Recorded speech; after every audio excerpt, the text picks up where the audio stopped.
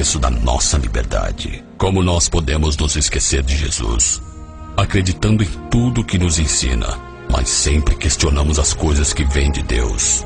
Todos querem um dia estar com Ele, mas não querem conhecê-lo e amá-lo. Muitos dizem: eu acredito em Deus, mas não fazem nada por Ele.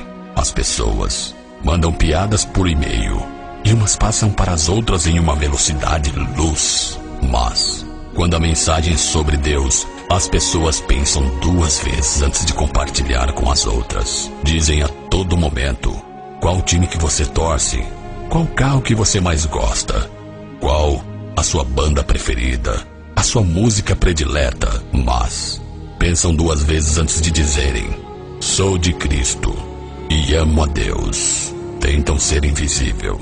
Será que quando você acabar de ouvir essa mensagem, você terá coragem de mandar a um amigo?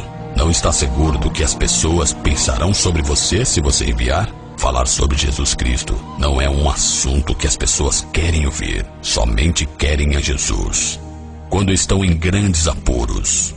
Então pense: não temos outro caminho a não ser o caminho de Deus. Se você é uma pessoa que crê em Deus e o ama, então envie essa mensagem para várias pessoas, o máximo que você puder, porque se fosse uma música, eu teria certeza que você no mesmo momento estaria compartilhando com seus amigos. Que Deus te abençoe abundantemente o teu dia. Seja feliz. Jesus te ama. E eu também.